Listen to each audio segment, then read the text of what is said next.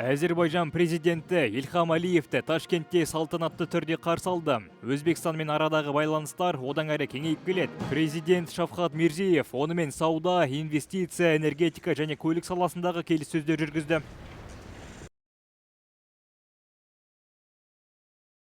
Екі ел президенттері мәңгілік достық туралы шартқа қол қойып, 2030 жылға қарай екі жақты сауда айналымын 1 миллиард долларға жеткізу бағдарламасын қабылдады.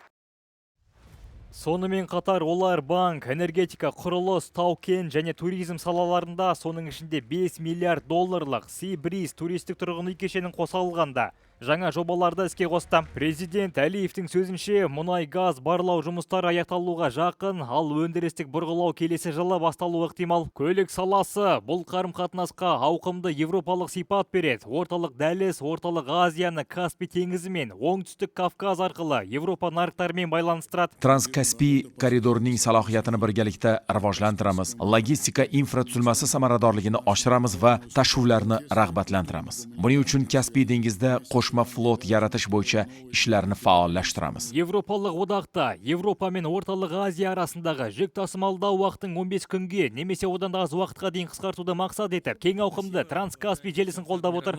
Центральная Азия и Азербайджан сегодня это один геополитический, геоэкономический регион, который имеет огромный потенциал сегодня, но еще больше потенциал роста. Сапар кезінде екі елдің ең жоғары мемлекеттік марапаттары табысталды.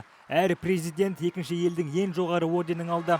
Сауда мен көліктен бөлек сапар барысында білім беру, мәдениет және спорт мәселелеріне де баса назар аударылды. Жаңа Ташкент ауқымды қалалық инфрақұрылымдық жобасы аясында президенттер университет қалашығын ашып, Әзербайжан саябағының құрылысын бастап берді. Сонымен қатар екі ел 2027 жылы футболдан 20 жасқа дейінгілер арасындағы әлем чемпионатын бірлесіп өткізеді.